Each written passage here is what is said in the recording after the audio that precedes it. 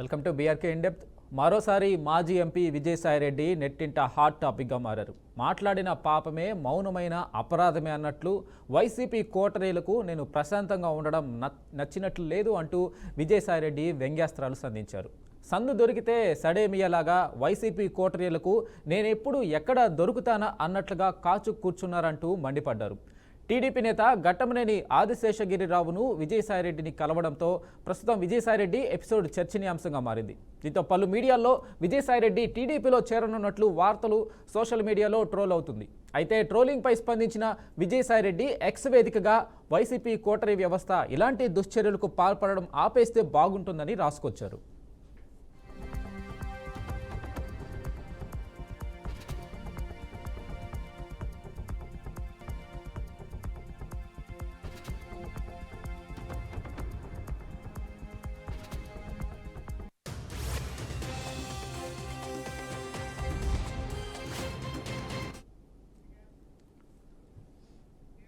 తనపై చేస్తున్న ట్రోలింగ్పై స్పందించిన వైసీపీ మాజీ ఎంపీ విజయసాయిరెడ్డి ఎక్స్లో పోస్ట్ పెట్టారు. తాను మౌనంగా ఉండడం కొందరు వైసీపీలోని కోటరీకి నచ్చడం లేదని ఆయన అన్నారు.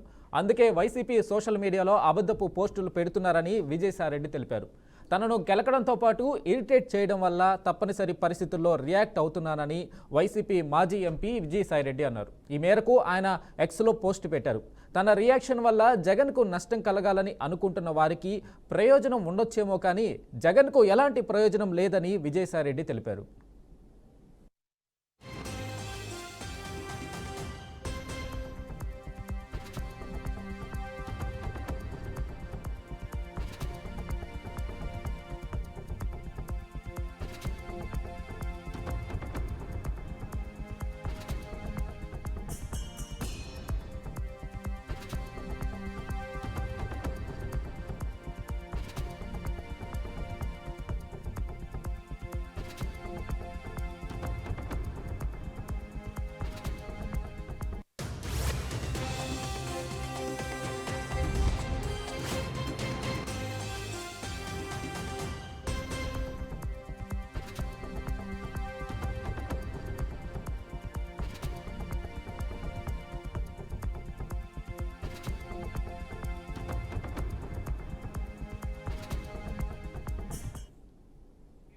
ఆయన ఎక్స్లో పోస్ట్ పెడుతూ నాకు సంబంధం లేని స్కాముల్లో మరోసారి నన్ను బలిపశువుని చేద్దామని కోటరీ నిర్ణయించుకున్నందున, నన్ను అంతకుముందు నుంచి 4 ఏళ్లుగా అవమానిస్తున్నందున లేని అబాండాలని నా నెత్తిన మరోసారి వేసుకోలేక పార్టీలోంచి బయటకు వచ్చానన్నారు. 2011లో 21 కేసుల పైన వేసుకున్న నేను 2025లో కూడా జగన్ అడిగి ఉంటే కోటరీ ద్వారా రుద్దే ప్రయత్నం చేయకుండా అంటూ సంబంధం లేకున్నా బాధ్యత తీసుకుని ఉండేవాడినేమో అని విజయసాయిరెడ్డి అన్నారు. కోటరీ వారే నాకు వెన్నుపోటు పొడిచారు. 3 తరాలుగా ఆ కుటుంబానికి సేవ చేసిన నన్ను కోటరీ మాటలు నమ్మి జగన్ పక్కన పెట్టారు. ఎవరో కోటరీ చేసిన నేరాలను తన నెత్తిన వేసుకుంటే సాయిరెడ్డి మంచోడు, అలా చేయకుంటే చెడ్డవాడు అవుతాడా, అలా చేయకుంటే వెన్నుపోటుదారు అవుతాడా, అలా చేయకుంటే టీడీపీకి అమ్ముడు పోయిన మనిషి అవుతాడా అంటూ ఆయన ఎక్స్లో పోస్ట్ పెట్టారు.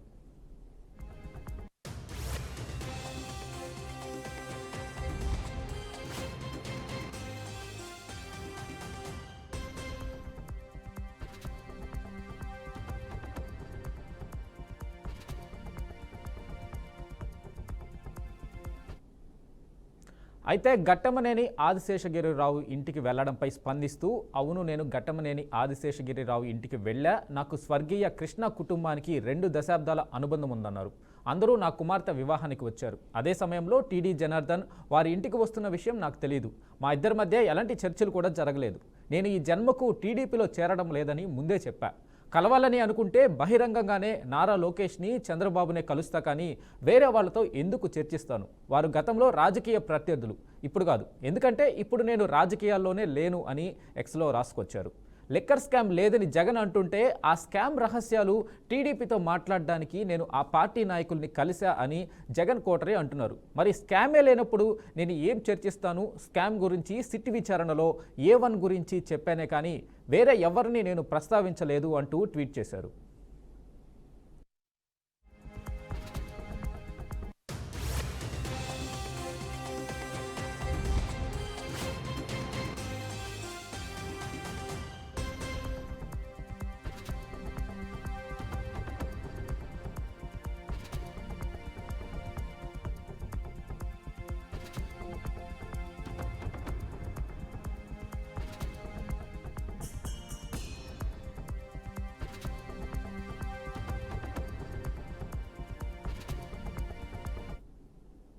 ఇక దీనిపై మనతో మాట్లాడడానికి అనలిస్ట్ మస్తాన్ రావు గారు ఉన్నారు. సార్ మస్తాన్ రావు గారు నమస్తే అండి. నమస్తే. నమస్తే. మీరు విన్నారు కదా సార్, విజయసాయిరెడ్డి ఎక్స్లో ఆయన పోస్ట్ పెట్టడం జరిగింది జగన్ మీద, జగన్ చుట్టూ ఉన్న కోటరీ మీద. నన్ను గెలికితే జగన్కి ఎలాంటి ప్రయోజనం ఉండదు, మీకు నష్టం తప్ప అని ఆయన పోస్ట్ చేయడం జరిగింది. సో విజయసాయిరెడ్డి అసలు ఏం ఆలోచిస్తున్నాడు, ఆయన దారి ఎటు అనేది? గుడ్ ఈవినింగ్ అండి. BRK news. విజయసాయిరెడ్డి గారు వైఎస్ఆర్ కాంగ్రెస్ పార్టీ స్థాపించినప్పుడు కూడా జగన్ గారి తర్వాత ఆయనే మొత్తం పార్టీ మొత్తం కూడా పరిస్థితి. జగన్ గారి ఇన్స్ట్రక్షన్స్, పార్టీ అనుబంధ సంఘాలు కానీ లేకపోతే ఆర్థిక వ్యవహారాలు కానీ ఇవన్నీ కూడా చూసేవాళ్ళు. దానికి మించి ఏంటంటే జగన్మోహన్ రెడ్డి గారి మీద అవినీతికి అక్రమాలకు సంబంధించి కేసులు పెట్టినప్పుడు దాదాపు 21 కేసులు ఎన్ఫోర్స్మెంట్ డైరెక్టరేట్ కానీ లేదంటే సిబిఐ కానీ ఆయన మీద కేసులు పెట్టినప్పుడు వాటన్నిటిలో కూడా విజయసాయిరెడ్డి గారు సహానుభూతిగా ఉన్నారు. అంతేకాదు జగన్మోహన్ రెడ్డి గారితో పాటు ఆయన రిమాండ్ ఖైదీగా కూడా కొన్ని నెలల పాటు జైలు జీవితం గడపాల్సిన పరిస్థితి కూడా ఉంది. ఆ తర్వాత 2014 ఎన్నికల్లో కానీ 2019 ఎన్నికల్లో కానీ 2024 ఎన్నికల్లో కానీ వీటన్నిటిలో కూడా విజయసాయిరెడ్డి గారి పాత్ర ఎక్కడ విడదీయలాని. సో అంతగా మమేకమైపోయారు పార్టీ నడపడంలో. కానీ ఆయన ఢిల్లీలో కేంద్ర వ్యవహారాలు, కేంద్రంతో అంటే వాళ్ళు ఎక్కడా కూడా ఎన్డీఏతో పొత్తు లేకపోయినప్పుడు కూడా ప్రధానమంత్రి గారితో కానీ హోంమంత్రి గారితో కానీ చాలా సన్నిహిత సంబంధాలు నెరపడంలో కానీ రాష్ట్రానికి సంబంధించిన వ్యవహారాల విషయాల్లో కమ్యూనికేషన్ కానీ ఇవన్నీ కూడా ఆయన ఎటువంటి ఇబ్బంది లేకుండా నడిపిన ఆయన నాయకత్వ ప్రతిభ ఆయన దగ్గర ఉంది. అంతేకాదు జగన్ గారికి సంబంధించి ఈరోజు ఆయన దాదాపు 11 సంవత్సరాలుగా బెయిల్ మీదే ఉన్నారు ఆ కేసులకు సంబంధించి. ఆ విషయంలో కూడా విజయసాయిరెడ్డి గారి పాత్ర చెప్పుకోదగిందిగా ఆ పార్టీలో అందరూ చెప్తారు. ఆయన ఇవన్నిటినీ పటాపంచీ చేస్తూ ఈ ఏడాది జనవరి 25వ తారీఖు వైఎస్ఆర్ కాంగ్రెస్ పార్టీకి అదేవిధంగా రాజ్యసభ సభ్యత్వానికి ఆయన రాజీనామా చేయడం జరిగింది. రాజీనామా చేసి నేను రాజకీయాల నుంచి విరమించుకుంటాను, ఎక్కడికి కూడా ఏ పార్టీలో కూడా చేరను, వ్యవసాయం చేసుకుంటానని చెప్పి ఆయన చెప్పారు. అయితే ఆ తర్వాత కొద్ది కాలానికే ఆయనకి ఈ కాకినాడ సెజ్కి సంబంధించిన వ్యవహారంలో ఆయన్ని సిఐడి వాళ్ళు పిలవటం జరిగింది. మార్చి 12వ తారీఖు ఆయన అటెండ్ అయ్యారు. అటెండ్ అయిన సందర్భంలో ఆయన ఒక మాట చెప్పారు. ఏంటంటే మద్యం కుంభకోణానికి సంబంధించి కసిరెడ్డి రాజశేఖర రెడ్డి అన్ని తానే వ్యవహరించాడు, అతనే దీనిలో A1 అనే అర్థమయ్యేట్టుగా చెప్పిన పరిస్థితి. అప్పుడు మొట్టమొదటిసారిగా ఈ లిక్కర్ కుంభకోణానికి సంబంధించి విజయసాయిరెడ్డి గారు మీడియా ముందు బయట పెట్టిన పరిస్థితి. సో ఆ రోజు నుంచి కూడా యాక్చువల్గా ఏంటంటే విజయసాయిరెడ్డి గారు రాజ్యసభ సభ్యత్వానికి రాజీనామా చేసినప్పుడు వైఎస్ఆర్ కాంగ్రెస్ పార్టీ తరఫున జగన్ గారికి కూడా ఆయన భవిష్యత్తు జీవితం అంతా కూడా మంచిగా వ్యవసాయం చేసుకుంటూ మంచిగా గడపాలని ఒక ట్వీట్ కూడా చేశారు, ఆయన్ని మంచిగా సాగనంపు. సో అలాంటిది ఒకసారిగా ఉలిక్కిపడ్డారు వాళ్ళందరూ కూడా, ఈ మద్యం కుంభకోణం గురించి ఏం మాట్లాడటం ఏంటి అనేది. అయితే ఆ రోజు ఏంటంటే జగన్ గారి పేరు ఎక్కడ ఆయన చెప్పలేదు. సో ఆ తర్వాత ఆయన ఏం చెప్పారంటే భవిష్యత్తులో ఒకవేళ వెల్లడించాల్సి వస్తే కనుక మరిన్ని వివరాలు కూడా నేను చెప్పే అవకాశం ఉంటుందని కూడా ఆ రోజు ప్రకటించారు. సో అప్పటి నుంచి కూడా విజయసాయిరెడ్డి గారికి వైఎస్ఆర్ కాంగ్రెస్ పార్టీకి పూర్తి స్థాయిలో ఒక శత్రుత్వం టైప్లో ఆయన మీద వ్యంగ్యాస్త్రాలు కానీ లేదా వాళ్ళ అనుకూల ఛానల్స్ లో ఆయన ఒక ముసలి నక్కని లేకపోతే ముసలోడికి వ్యవసాయం చేసుకోక ఈ రాజకీయాలు ఇంకెందుకని రకరకాలుగా మాట్లాడారు. దాని గురించి విజయసాయిరెడ్డి గారు కూడా రియాక్ట్ అయిన సందర్భం కూడా ఉంది. ఆయన అంతేకాదు చాలా సార్లు ఆయన ట్వీట్లు కూడా చేశారు. జగన్ గారి చుట్టూ ఒక కోటరీ ఉంది, జగన్ గారిని కావాలంటే వాళ్ళని సంతృప్తి పరచాలి, ఆ కోటరీ అంతా కూడా వెళ్ళకపోతే ఆయన మరింతగా పార్టీ కూడా దెబ్బతింటుంది, జగన్ గారి పరిస్థితి కూడా అలానే ఉంటుంది అనేది కూడా ఆయన ట్వీట్ చేసిన పరిస్థితి. ఇంకోటి కూడా చెప్పాడు ఆయన ఎగ్జాంపుల్ గా ఏంటంటే గతంలో మహారాజులు ఉండేవాళ్ళు చుట్టూ కోటరీ ఉండి భజన పరులాగా ఆహా ఓహో సార్ మీరు సూపర్ సార్ అని చెప్తా ఉంటారు, కానీ ఆయన ప్రత్యామ్నాయ వ్యవస్థ ఏర్పాటు చేసుకొని లేదంటే మారువేషంలో బయటికి ప్రజల దగ్గరికి వెళ్ళి వాస్తవాలు తెలుసుకుంటారు. అలా వాస్తవాలు తెలుసుకునే ఇది జగన్మోహన్ రెడ్డి గారి దగ్గర లేదు. ఇక ముందైనా ఆ విధంగా చేస్తే కొంత పార్టీ నిలబడటానికి కానీ ఆయన చుట్టూ ఏం జరుగుతుందో తెలుసుకోవడానికి కానీ ఉంటుందనేది కూడా ఆయన ఎక్స్పెక్ట్ చేసిన పరిస్థితి కూడా ఉంది. సో ఇదంతా కూడా మనము విజయసాయి రెడ్డి గారు అండ్ వైఎస్ఆర్ కాంగ్రెస్ పార్టీ జగన్ గారితో అనుబంధం. జగన్ గారితో అనుబంధం గురించి కూడా ఆయన వ్యాఖ్యానాలు చేశారు. ఏంటంటే జగన్ గారికి జగన్ గారి మనసులో నాకు స్థానం ఉందని ఇప్పటి వరకు అనుకున్నాను. అయితే కోటరీ ఎన్నో గత 4 సంవత్సరాలుగా అవమానాలు చేస్తా ఉన్నా కూడా నేను భరించాను. అయినా కూడా జగన్ గారు ఎక్కడ కూడా వాళ్ళని అదలాయించడం కానీ వాళ్ళని నా తరపున చెప్పడం కానీ ఏం చెప్పకుండా చేయటం, అందువల్ల ఆయన మనసులో ఎప్పుడైతే స్థానం లేదనుకున్నాను నేను అక్కడి నుంచి బయటకు వచ్చేసాను. వైఎస్ రాజశేఖర రెడ్డి గారి నుంచి కూడా చాలా వాళ్ళ కుటుంబానికి అనేక సేవలు అందించడం జరిగిందనేది కూడా ఆయన ఆవేదన వ్యక్తం చేసిన పరిస్థితి కూడా ఉంది. సో ఇవన్నీ చూసినప్పుడు ఏంటంటే విజయసాయి రెడ్డి గారికి జగన్మోహన్ రెడ్డి గారికి విజయసాయి రెడ్డి గారికి ఆ పార్టీలో ఉన్న కోటరీకి స్పష్టమైన విభేదాలు అనేది గత కొన్ని సంవత్సరాలుగా వస్తున్న పరిస్థితి కూడా మనం ఇక్కడ గమనించాం. సో విజయసాయి రెడ్డి గారు ఒక హింట్ కూడా ఇచ్చారు గతంలో. తారకరత్న సినీ నటుడు ఆయన చనిపోయినప్పుడు చంద్రబాబు నాయుడు గారు లోకేష్ వస్తే వాళ్ళతో కొద్దిగా సన్నిహితంగా మెలిగిన పరిస్థితి. ఆ విధంగా ఆయన ఆవేదనను ఒక హింట్ రూపంలో ఇచ్చినా కూడా కొద్దిగా అనుమానించారు, కానీ ఎక్కడా కూడా షోకాజ్ నోటీసులు కానీ లేకపోతే పార్టీ నుంచి సస్పెండ్ చేస్తామని కానీ జగన్మోహన్ రెడ్డి గారు కానీ లేదంటే ఆ పార్టీలో ఇంకా పెద్ద నాయకులుగా ఉన్నవాళ్ళు కానీ ఎవరు కూడా సాహసించలేదు. కానీ ఇప్పుడు మాత్రం విజయసాయి రెడ్డి గారు గత 4 ఏళ్లుగా 3 ఏళ్లుగా చంద్రబాబుతో సన్నిహితంగా మెలుగుతున్నారు, పార్టీకి ద్రోహం చేస్తా ఉన్నారు అనేది ఇప్పుడు విమర్శలు ఎక్కువ పెడతా ఉన్నారు. ఇప్పుడు ప్రజలందరూ కూడా ఎవరైతే రాజకీయాలకు సంబంధం ఉన్నవాళ్ళు నిశ్చితంగా గమనిస్తున్న వాళ్ళు ఏమంటారంటే అసలు విజయసాయి రెడ్డి గారు అట్లా పార్టీకి చేటు చేసే విధంగా వ్యవహరిస్తూ ఉంటే ఎందుకు ఆయన్ని మందలించడం కానీ లేదంటే బహిరంగంగా క్రమశిక్షణ కమిటీ పిలవటం కానీ లేదంటే ఆయన మీద సస్పెన్షన్ లాంటివి కానీ ఎందుకు తీసుకోలేకపోయారంటే కూడా అది కూడా చెప్తా ఉన్నారు విశ్లేషకులు లాంటి వాళ్ళు కానీ మిగతా వాళ్ళందరూ కూడా. ఏంటంటే జగన్ గారికి సంబంధించిన 21 కేసుల్లో ఆయన కూడా సహనిహితులుగా ఉన్నారు. ఎక్కడ ఆయన మీద యాక్షన్ తీసుకుంటే వాటికి సంబంధించి బూమరాంగ్ అయితే ఒక భయం కూడా వైఎస్ఆర్సీపీకి వెంటాడుతున్న పరిస్థితి ఉంది. కూడా ఉంది.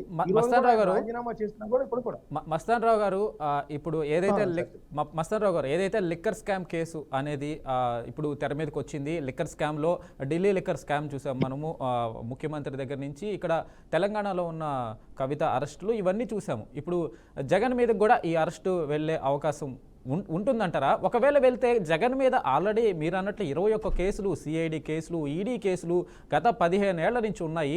ఆ కేసులన్నీ ఏమయ్యాయి? ఇప్పుడు కొత్తగా ఈ కేసు పెడితే ఏమవుతుంది? ఈ కేసులన్నీ ఎటుపోతున్నాయి? 15 ఏళ్ల క్రితం సిఐడి, ఈడీ ఇన్ని కేసులు జగన్ మీద పెట్టింది. ఆ కేసులన్నీ ఎటుపోయినాయి, ఏమయ్యాయి?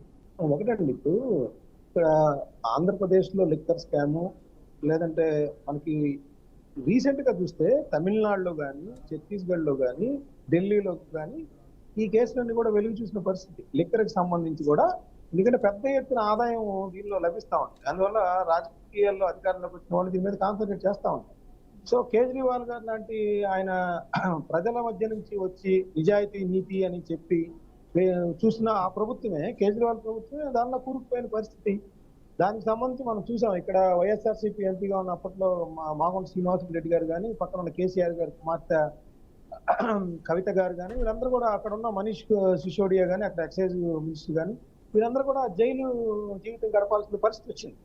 సో ఇప్పుడు ఏంటంటే ఇప్పుడు సిబిఐ జగన్ గారి మీద పెట్టిన కేసులు కూడా చాలా వరకు ఎన్ఫోర్స్మెంట్ డైరెక్టరేట్ ఆస్తుల్ని వాటికి సంబంధించి సాక్షి కానీ కొన్ని ఏదైతే ఉన్నాయో ఆ వైఎస్ రాజశేఖర రెడ్డి గారిని అడ్డం పెట్టుకొని సంపాదించారనే ఆరోపణల నేపథ్యంలో ఈడీ కొన్నిటిని తన అదుపులోకి తీసుకుంది.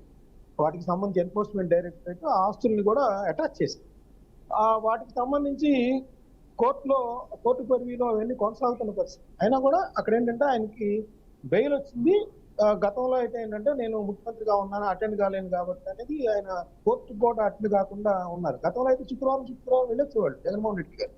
సో అయితే ఇప్పుడు ఈ లిక్కర్ స్కామ్ కి సంబంధించి ఏంటంటే ప్రభుత్వం ఇక్కడ ఏంటంటే కాన్సన్ట్రేట్ చేసింది. గతంలో కూటమి సర్కార్ వచ్చే ముందు కూడా అటు బీజేపీ రాష్ట్ర అధ్యక్షురాలు కానీ లేదంటే పవన్ కళ్యాణ్ గారు కానీ జనసేనకు సంబంధించి టీడీపీ కానీ పదే ఆరోపణ చేసింది. ఇదో పెద్ద స్కామ్ జరుగుతుంది, ఇక్కడ డిజిటల్ పేమెంట్లు కాకుండా ఇక్కడ క్యాష్ పెట్టించుకుంటా ఉన్నారు, అదేవిధంగా సాఫ్ట్వేర్ ని తీసేసి మాన్యువల్ గా చేస్తా ఉన్నారు, అంతర్జాతీయ బ్రాండ్లన్నీ కూడా చేయట్లేదు, ఇవన్నీ చేసిన నేపథ్యంలో ఇప్పుడు ఈ కసిరెడ్డి రాజశేఖర రెడ్డి గారిని అరెస్ట్ చేయటం కానీ, లేదంటే విజయసాయి రెడ్డి గారు వచ్చి కొన్ని వాస్తవాలు తెలియజేయటం కానీ, దానికి సంబంధించిన అరెస్టులు ఏవైతే ఇప్పుడు కృష్ణమోహన్ రెడ్డి గారు, ధనంజయ రెడ్డి గారు, బాలాజీ గోవిందప్ప ఇలాంటి వాళ్ళందరూ అరెస్ట్ చేసిన నేపథ్యంలో, అంటే ఇది మీరు అడిగిన ప్రశ్నకి ఏంటంటే సమాధానంగా, ఇప్పుడు ఎవరైతే జగన్మోహన్ రెడ్డి గారు చుట్టుకుతా ఉన్నారో, ఐఏఎస్ గా పనిచేసి ఆయన కార్యదర్శిగా పనిచేశారు సీఎంఓలో ధనంజయ రెడ్డి గారు కానీ, కృష్ణమోహన్ రెడ్డి గారు ఓఎస్డీగా ఉన్నారు. ఆయన గతంలో మరి పార్టీ వైఎస్ఆర్ కాంగ్రెస్ పార్టీకి సంబంధించి కోశాధికారి కూడా వ్యవహరించిన పరిస్థితి కూడా ఉంది. సో ఇట్లా జగన్మోహన్ రెడ్డి గారి దగ్గర వాళ్ళందరూ అరెస్ట్ అయిన నేపథ్యంలో విజయసాయి రెడ్డి గారు ఒక్కొక్కటి బయట పెడుతున్నారు, ఒక్కొక్క అంశం బయట పెడుతున్న పరిస్థితి. ఆయన ఇంకోటి కూడా చెప్పారు, ఇప్పుడే కాదు, లేదా జగన్మోహన్ రెడ్డి గారు చంద్రబాబు నాయుడు గారికి అమ్ముడు పోయారనే ఆరోపణలు చేసినప్పుడే కాదు, గతంలో కూడా చెప్పారు. ఈ పోలీసులు ఆ నిందితులకు సంబంధించి బట్టలిప్పు తీశారు, నేను కూడా ఇంకా అవసరమైతే కూడా పూర్తి స్థాయిలో కూడా వాళ్ళకి సమాచారం ఇవ్వడానికి కూడా రెడీగా ఉన్నాననేది కూడా గతంలోనే ప్రకటించారు ఆయన విజయసాయి రెడ్డి గారు. సో ఇప్పుడేదో ఆ వైర్ కథనం వచ్చింది, లేదంటే ఈడీ జనార్దన్ గారిని కలిశారు కాబట్టి ఈయనంతా టీడీపీకి అమ్ముడు పోయారనేది ఏం లేదు. ఆల్రెడీ ఆయన డిసైడ్ అయిపోయారు. ఆయన ఎప్పుడైతే ఆయన అవమానాలు పాలు చేశారో, ఆయనకి సంబంధించి నిత్యం వాళ్ళ అనుకూల ఛానల్స్ లో వైఎస్ఆర్సీపీ అనుకూల ఛానల్స్ లో ఆయన్ని ట్రోల్ చేస్తా ఉన్నారో, విమర్శలు చేస్తా ఉన్నారో, వ్యక్తిత్వానికి పాల్పడతా ఉన్నారో, అప్పటి నుంచి ఆయన కూడా కొన్ని అంశాల్లో ఆయనకు తెలిసిన నిజాలు ప్రభుత్వానికి చెప్పడానికి ఆయన సిద్ధమైపోయినట్టుగా ఆయన ట్వీట్ల ద్వారా కానీ, ఆయన ప్రెస్ మీట్ల ద్వారా కానీ చాలా సందర్భాల్లో బయట చెప్పేసిన పరిస్థితి కూడా ఉంది. అయితే ఒక్కటి మాత్రం నిజం ఏంటి, ఆయన ఫస్ట్ కసిరెడ్డి రాజశేఖర రెడ్డి పేరు చెప్పినప్పుడు జగన్ గారికి సంబంధించి ఏమైనా దీనిలో పాత్ర ఉందా అని అడిగితే, జగన్ గారికి సంబంధించి అయితే నాకు తెలియదు, ఆ ముడి సంగతి బిగ్ బాస్ ఎవరో కూడా నేను కాదు, పోలీసులు తేల్చాల్సింది, మీరు పోలీసులు అడగండి, నాకైతే తెలియదు అని చెప్పారు. అంటే జగన్ గారి మీద ఆరోపణ ఎక్కుపెట్టడానికి ఆయన సిద్ధపడలేదు. ఆయన ఎంతసేపటికి జగన్ గారి చుట్టుపక్కల ఉన్నవాళ్ళు, లేకపోతే మిథున్ రెడ్డి గారు, లేదా మా ఇంట్లో సమావేశం అయ్యాము, లేదంటే వాసుదేవ రెడ్డి ఉన్నాడు, కసిరెడ్డి రాజశేఖర రెడ్డి ఉన్నారు, వీళ్ళందరి పేర్లు చెప్పిన పరిస్థితి కూడా ఉంది. అయితే ఇన్ని చెప్పినా కూడా సిట్ ఇవన్నీ A5 గా నమోదు చేసిన పరిస్థితి ఉంది ఆ నిందితులుగా, ఆ కేసుకు సంబంధించి లిక్కర్ కేసులు. సో ఇప్పుడు మనకు జరుగుతున్న సాక్ష్యాధారాలు, జరుగుతున్న వ్యవహారాలు, అరెస్టులన్నీ చూస్తే ఖచ్చితంగా ఇది జగన్మోహన్ రెడ్డి గారి దగ్గరికి అడుగులు చాలా దగ్గరగా పడే పరిస్థితి కూడా ఉంది. అది అలా పడింది కాబట్టి అటు పేర్నినాని లాంటి వాళ్ళు కానీ, జగన్మోహన్ రెడ్డి గారు లాంటి వాళ్ళు కూడా వాళ్ళు అరెస్ట్ చేస్తే నేను సిద్ధంగా ఉన్నాను, విజయవాడలోనే ఉంటాను, చేస్తే చేసుకోండి అనే ఒక ఇండికేషన్ లో ఆయన మాట్లాడిన ఆ ఆస్పెక్ట్ లో మాట్లాడారు ఆయన. సో ఖచ్చితంగా మీరు అడిగిన ప్రశ్న ఏంటంటే, ఆయన ఈ లిక్కర్ కుంభకోణంలో జగన్మోహన్ రెడ్డి గారి మీద కూడా బాణం ఎత్తి పెట్టారు. ఆయన కూడా త్వరలో అరెస్ట్ చేసే అవకాశాలు ఉన్నాయనే వాళ్ళకి కొన్ని హింట్లు అందుతున్నట్లుగా ఆ హింట్ల నేపథ్యంలోనే వాళ్ళు కూడా బహిరంగంగా మాట్లాడుతున్నారు. సో అది ఇక్కడ మనం గమనించాలి. సార్, ఏదైతే లిక్కర్ స్కామ్ జరిగిందనేది రాష్ట్రంలో చిన్న పిల్లోడిని అడిగినా చెప్తాడు, ఎందుకంటే డిజిటల్ పేమెంట్ లేకుండా క్యాష్ రూపంలో నగదు నడిచింది. కానీ ఇక్కడ ప్రశ్న ఏంటి అని అంటే, అరెస్ట్ చేస్తారు, జగన్ని అరెస్ట్ చేస్తారు, ఇంకొకరిని అరెస్ట్ చేస్తారు, కసిరెడ్డి, ఈ అరెస్టులన్నీ చేస్తున్నారు. కానీ దానివల్ల ఉపయోగం ఏముంటుంది? అరెస్ట్ చేస్తున్నారు, వాళ్ళు బెయిల్ మీద వస్తున్నారు, ఎన్నెన్నో కేసులు పెడుతున్నారు, ఈ కేసుల వల్ల ఉపయోగం ఉంటుందా? కానీ ఆ స్కాములు చేసే వాళ్ళందరికీ ఈ కేసులు ఇప్పుడు అది రాజకీయ కోణంలోనే చూసే అవకాశం ఉంటుంది కదా? ఖచ్చితంగా రాజకీయ కోణంలో ఉంటుంది. ఎందుకంటే ఇప్పుడు వాళ్ళ ప్రచారం అంతా వైఎస్ఆర్సీపీకి సంబంధించిన ప్రచారం అంతా గతంలో మేము స్కిల్ స్కామ్ లో చంద్రబాబు నాయుడు గారిని అరెస్ట్ చేస్తాం కాబట్టి దానికి ప్రతీకారంగా ఈ విధంగా చేస్తున్నారు. గతంలో కూడా 2014 నుంచి 19 మధ్య కూడా లిక్కర్ లో స్కామ్ జరిగిందని మేము కేసు పెట్టి దాని మీద చంద్రబాబు నాయుడు గారు బెయిల్ తెచ్చుకున్నారు. సో వాటికి ప్రతీకారంగా వీళ్ళు అధికారంలోకి వచ్చారు కాబట్టి ఇవన్నీ కూడా చేస్తున్నారనే ఒక వాదన ప్రారంభించింది ప్రజలకు చెప్పడం. అయితే వీళ్ళేమంటారంటే, గతంలో ఫస్ట్ లో కసిరెడ్డి రాజశేఖర రెడ్డి లాంటి వాళ్ళని ఒకరిని అరెస్ట్ చేశాము, అతని దగ్గర నుంచి వచ్చిన ఆధారాలు కానీ, అతను ఇచ్చిన వాళ్ళ కస్టడీలో ఆయన వెల్లడించిన అంశాల ఆధారంగా యాక్చువల్ గా బాలాజీ గోవిందప్ప ఎవరో ఎవరికి తెలియదు, ధనంజయ రెడ్డి గారికి కేసుకు సంబంధం ఉందో కూడా ఎవరికి తెలియదు, అదేవిధంగా కృష్ణమోహన్ రెడ్డి గారికి కేసుకు సంబంధం ఉందో ఎవరికి తెలియదు. కానీ ఆ కసిరెడ్డి రాజశేఖర రెడ్డి చెప్పిన అంశాల ఆధారంగా ఎవరైతే నిందితులుగా A1 గా ఉన్నారో వీళ్ళందరినీ కూడా అరెస్ట్ చేసుకుంటూ వస్తున్న పరిస్థితి మనం ఇక్కడ గమనించాం. సో సుప్రీంకోర్టుకి ఈ నిందితులుగా ఉన్నవాళ్ళు, ఆరోపణలు ఎదుర్కొంటున్న వాళ్ళు ముందస్తు బెయిల్ కోసం వెళ్తే సుప్రీంకోర్టుకి ముందు సిట్టు పెట్టిన అంశాలను సుప్రీంకోర్టు పరిశీలించినప్పుడు సుప్రీంకోర్టు ఏమందంటే, ఇదిగో వీటిలో కొన్ని ప్రాథమిక ఆధారాలు మాకు లభ్యమవుతున్నాయి కాబట్టి ఈ దశలో మేము ముందస్తు బెయిల్ ఇవ్వలేము అనేది సుప్రీంకోర్టు కూడా అభిప్రాయాలు వెలిపించింది. అదేవిధంగా మీరు కింది కోర్టులో చేసుకోవాలి కానీ దీనిలో వేల కోట్ల రూపాయలు కనిపిస్తా ఉంది కాబట్టి మేము ముందస్తు బెయిల్ ఇవ్వలేము అనేది ఎప్పుడైతే చెప్పిందో, సో కొంత శాంటిటీ ఉంది ఈ కుంభకోణంలో. ఎందుకంటే జగన్ గారు చెప్పినట్టు లేని ఇక్కడ మనం రెండు సింక్ అయిన అంశాలు కూడా గమనించవచ్చండి. ఏంటంటే నేను విజయసాయి రెడ్డి గారు చెప్పారు, జగన్ గారేమో అసలు లిక్కర్ స్కామే లేదని చెబుతున్నారు ప్రెస్ మీట్ లో. నేను జనార్దన్తో కలిస్తే ఏంటి, ఇంకెవరితో కలిస్తే ఏంటి, అసలు లిక్కర్ స్కామే లేనప్పుడు ఆ స్కామ్ లో నేను చెప్పిన వాళ్ళని ఇరికియటం ఏంటి, మరి అది అర్థం చేసుకోవాలి కదా. అలాంటి ఆరోపణలు నా మీద ఎందుకు చేస్తారన్నది కూడా ఆయన ఒక common sense point, logical point కూడా ఆయన లేవదీసిన పరిస్థితి కూడా మనం చూడొచ్చు నిన్న ఆయన చెప్పిన దానిలో కూడా. ఎందుకంటే అసలు లిక్కర్ స్కామ్ లేదనేమో వైఎస్ఆర్సీపీ చెబుతుంది, అదే లిక్కర్ స్కామ్ లో ఎవరినో ఇరికిస్తానికి లేకపోతే జగన్ గారిని ఇరికిస్తానికి, ఎందుకంటే జగన్ గారి పాత్ర లేదనేది చెప్పింది కూడా విజయసాయి రెడ్డి గారే. నాకైతే తెలీదు. విజయసాయి రెడ్డి గారు చెప్పింది ఏంటంటే జగన్మోహన్ రెడ్డి గారు దీనిలో ఉన్నారని నేను అనుకోవట్లేదు, ముడుపులు కూడా ఆయనకి అందినాయని నేను అనుకోవట్లేదు అనేది కూడా ఆయన తేటతెల్లంగా చెప్పిన పరిస్థితి. అయితే ఏంటంటే రాను రాను ఇన్వెస్టిగేషన్ అంతా తేలుతున్న నేపథ్యంలో ఆ అడుగులన్నీ కూడా జగన్ గారి వైపు వెళ్తా ఉన్నాయి అనేది అక్కడ వైఎస్ఆర్సీపీ నాయకుల వాదన. జగన్కి ఈ కేసులో సంబంధం లేకుంటే జగన్ రైట్ హ్యాండ్ లెఫ్ట్ హ్యాండ్గా అని భావించబడే ధనుంజయ రెడ్డి, కృష్ణారెడ్డి ఈ స్కామ్లో అరెస్ట్ అవ్వడం జరిగింది, ఇంకా కసిరెడ్డి. అయితే ఆయనకి సంబంధం లేదంటే ఆయన రైట్ హ్యాండ్ లెఫ్ట్ హ్యాండ్గా పిలువబడే వీరిద్దరు అరెస్ట్ అయిన అప్పుడు జగన్కి కేసులో సంబంధం లేకుండా ఎలా ఉంటుంది? దాన్ని విజయసాయి రెడ్డి అలా ఎలా చెప్పగలడు? అంటే అదే విజయసాయి రెడ్డి గారు ఏమన్నారంటే, నేను విజిల్ బ్లోయర్ లాంటి వాడిని ఈ కేసుకి సంబంధించి, నాకు కొన్ని మాత్రమే తెలిసింది. ఆయన ఏం చెప్పారు బయటకు వచ్చినప్పుడు కూడా, మిథున్ రెడ్డి గారు కొంతమంది వ్యక్తులు అడిగినప్పుడు మాకు బంధువర్గం అయిన ఆయన సంబంధించి కొంతమంది దగ్గర ఒక 60 కోట్లు ఒక దానికి సంబంధించి ఆదాన్ డిస్టిలరీస్ కి, ఇంకొక డిస్టిలరీకి సంబంధించి ఒక 40 కోట్లు ఇచ్చామని చెప్పేసి ఆయన చెప్పారు. అయితే వీటన్నిటిని కూడా మిథున్ రెడ్డి గారు ఖండించిన పరిస్థితి కూడా ఇక్కడ మనం గమనించవచ్చు. అయితే సిట్ ఇన్వెస్టిగేషన్ లో మాత్రం దీనిలో మిథున్ రెడ్డి గారికి, విజయసాయి రెడ్డి గారికి, కసిరెడ్డి రాజశేఖర రెడ్డి గారికి పాత్ర ఉందనేది మేము అనుకున్నాం. ఎవరైతే ఐపీ బెవరేజెస్ కార్పొరేషన్ చైర్మన్ అది అధికారిగా ఉన్నారో వాసుదేవ్ రెడ్డి, సత్యప్రకాష్ కూడా దీనిలో కీలకమైన వ్యక్తిగా ఉన్నారనేది కూడా తేల్చింది. అయితే వాళ్ళు ఎవరైతే అరెస్ట్ అయ్యారో వాళ్ళు వెల్లడించిన అంశాలు కానీ, ఆ డబ్బులు ఎక్కడి నుంచి అయితే మనీ లాండరింగ్ రూపంలో తీసుకెళ్లారనేది కానీ ఇన్వెస్టిగేట్ చేస్తున్నప్పుడు దానికి సంబంధించి సిట్ చెబుతుంది ఏంటంటే, అంతిమ లబ్ధిదారు బిగ్ బాస్ అనేది ఆడగానే అంతిమ లబ్ధిదారుకు చేరాయి అనేది వాళ్ళు పేపర్లకు, మీడియాలకు లీక్ ఇస్తున్నారు. మనం పత్రికల్లో, వార్తల్లో నేను కూడా చూసాను. వాటిని చూసిన ఆధారంగానే మనం కూడా ఒక అభిప్రాయానికి వస్తే ఏంటంటే, ఖచ్చితంగా ఆ బిగ్ బాస్ అనేది జగన్మోహన్ రెడ్డి గారే అనేది. ఎందుకంటే తెలుగుదేశం పార్టీకి చెందిన కొంతమంది మంత్రులు కానీ, చంద్రబాబు నాయుడు గారి గతంలో కానీ ఇవన్నీ కూడా జగన్మోహన్ రెడ్డి గారి దగ్గరికి వెళ్ళిపోయినాయి, ఇన్ని 100 కోట్ల రూపాయలు, 1000 కోట్ల రూపాయలు ఆరోపిస్తున్న పరిస్థితి కూడా ఉంది. ఇప్పుడు ఈ సిట్ ఇన్వెస్టిగేషన్ కూడా అందుకు అనుగుణంగా సాగుతుంది. వీళ్ళు వెల్లడించిన అంశాలు కూడా దానికి అనుగుణంగా అడుగులు పడుతున్నాయి. కాబట్టి ఖచ్చితంగా జగన్మోహన్ రెడ్డి గారిని ఈ కేసుకు సంబంధించి అష్టదేశ దిశగా అయితే ప్రయత్నాలు సాగుతున్నాయనేది మనం ఖచ్చితంగా చెప్పచ్చు. అయితే సార్ మస్తాన్ రావు గారు, ముఖ్యంగా ఇప్పుడు ఒక పార్టీలో ఉన్న వ్యక్తి ఇంకొక పార్టీలో ఉన్న ప్రతిపక్షంలో కావచ్చు, ప్రభుత్వంలో ఉన్న వారిని కలవడంలో అంత తప్పే ఉంది. ఇప్పుడు విజయసాయి రెడ్డి, టీడీ జనార్దన్ రెడ్డి ఒకవేళ నిజంగా కలిస్తే దాంట్లో తప్పేంటి? ఒక పార్టీలో ఉన్న వ్యక్తులు ఇంకో పార్టీలో కలవకూడదా? ఏదైనా ఫంక్షన్స్లో కలవడంలో అంత తప్పు పట్టాల్సింది అంటే వీడియో లీక్ చేయాల్సిన అవసరము, దీన్ని ఎలా చూడాలి మనము?